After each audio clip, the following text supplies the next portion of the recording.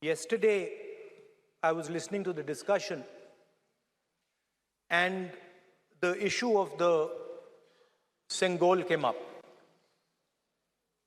And there was a conversation, a to and fro, about the Sengol. And also a little bit about the conversation about the transfer of power from the British to the people of India.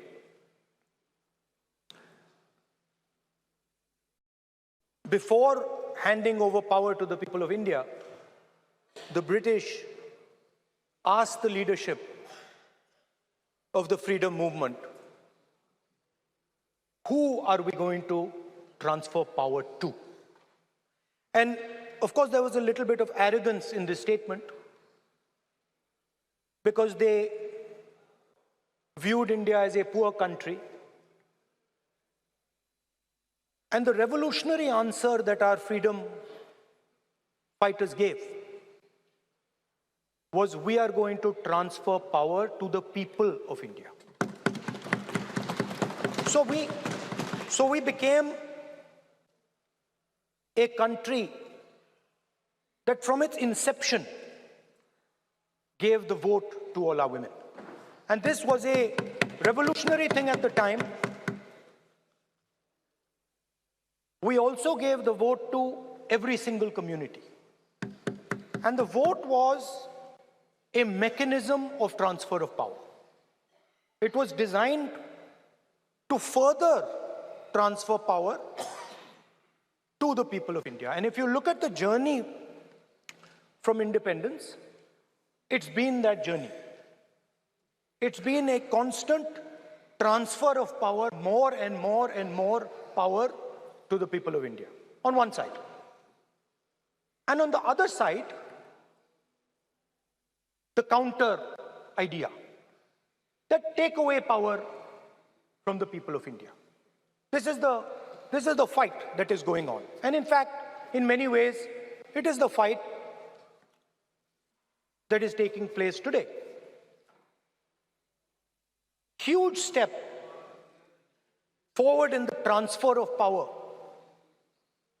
to the women of India was Panchayati Raj, where they were given reservation and they were allowed to enter the political system at scale.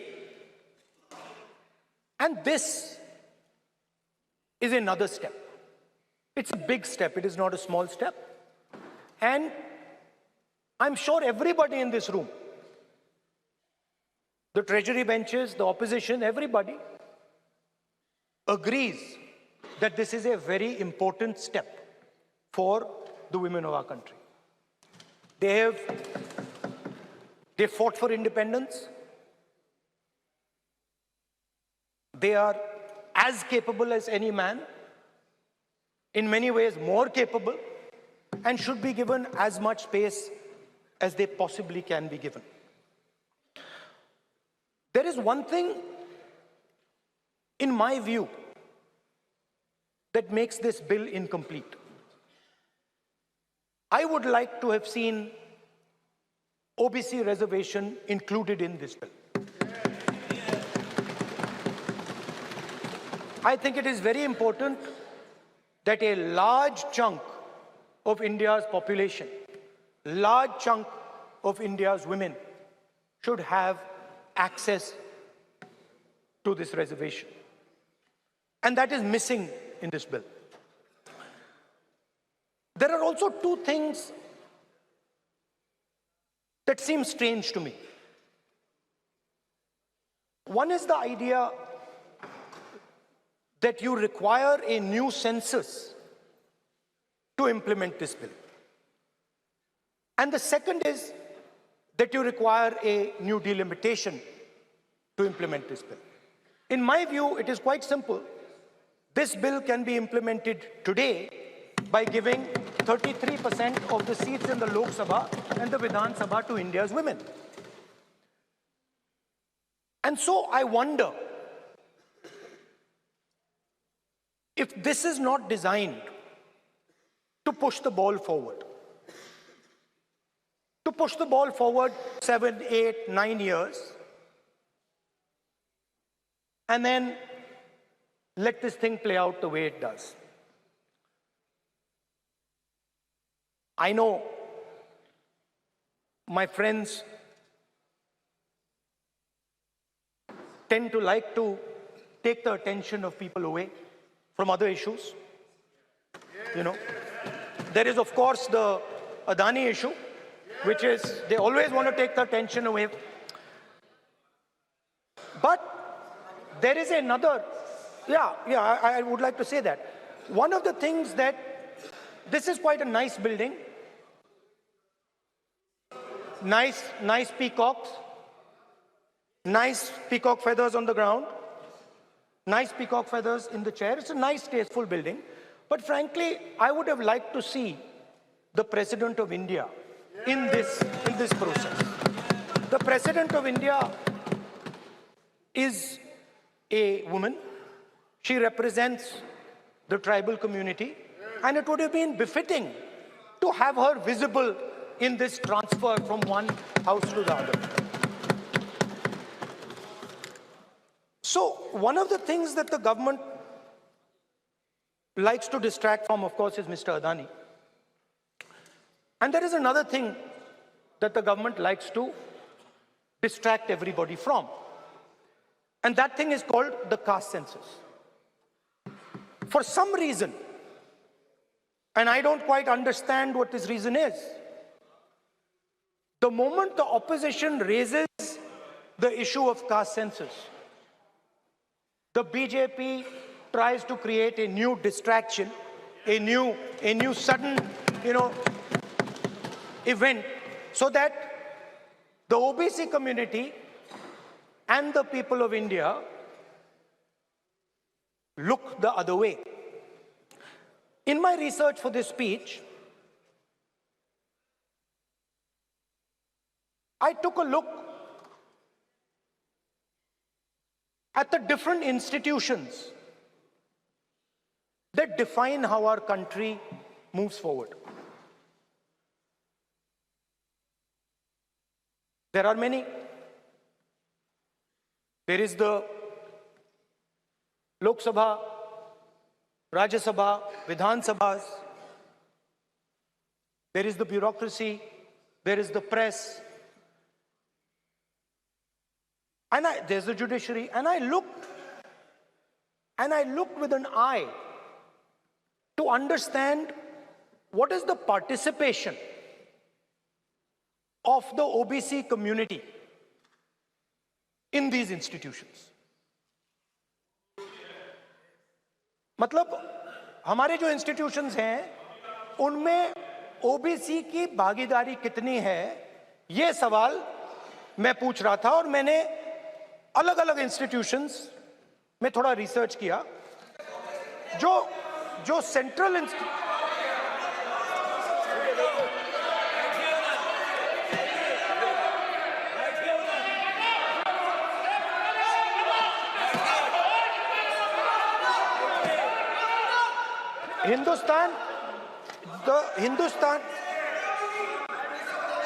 the central, don't worry, don't be scared, we are discussing, डरो मत, हम caste census की बात कर रहे हैं, डरो मत.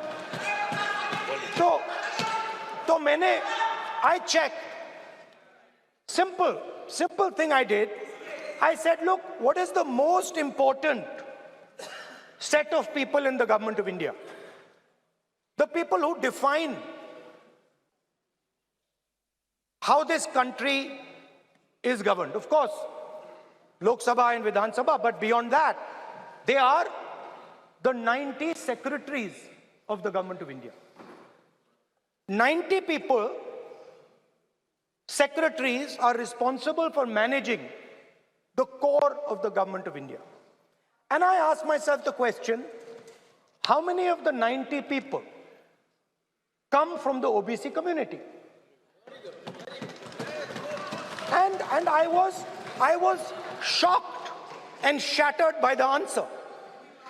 मैंने ये सवाल पूछा कि ये जो 70 सेक्रेटरी हैं, 90 सेक्रेटरी हैं, ये जो हिंदुस्तान की सरकार को चलाते हैं, जो बजट को चलाते हैं, इनमें से ओबीसी कितने हैं? नरेंद्र मोदी जी प्रधानमंत्री हैं, ओबीसी के लिए काम करते हैं। मैंने ये सवाल पूछा, मैं आपको जवाब देना चाहता हूं।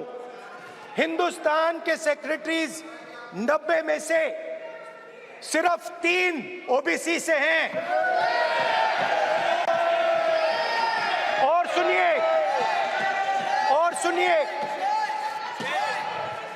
और सुनिए, नहीं घबराइए मत, डरो मत,